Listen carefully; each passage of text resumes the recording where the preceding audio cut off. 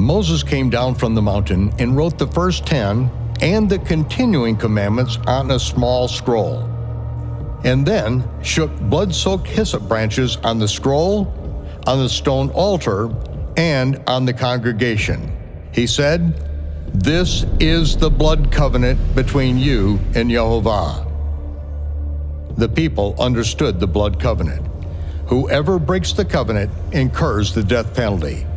Whoever breaks the covenant dies. Moses went back up into the mountain for another 40 days of fasting and was given instructions to build the tabernacle and its furnishings according to the pattern he saw in the mountain.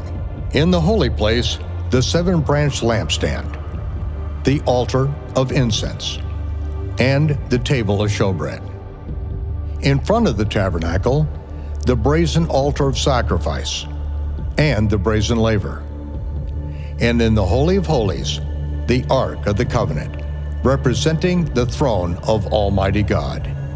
Finally, Moses was presented, as promised, with the 10 Commandments on tablets of stone, written by the finger of God.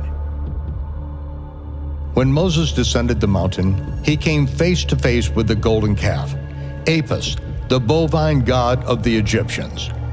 Moses was livid. He threw down the stone tablets, breaking them as Israel had broken God's commandments. The Almighty was furious.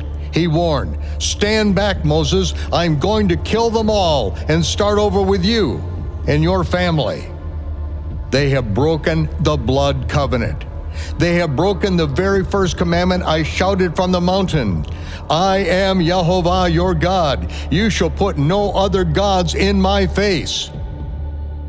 Moses refused the order to stand aside. Instead, he returned to the mountaintop, and for another 40 days of fasting, he pled for the lives of the people. Yehovah, in his mercy, and at the insistence of Moses, devised another plan, a substitution for the immediate death penalty. It was at that time that God gave instructions concerning the brazen altar of sacrifice. No longer would offerings of thanksgiving, peace, and friendship on a simple, unhewn stone altar be sufficient.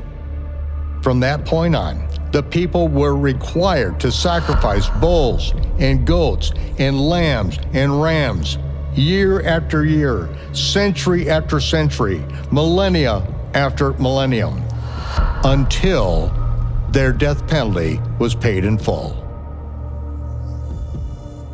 The sin sacrifice on the brazen altar of judgment is a continual and expensive reminder that the death penalty is still owed.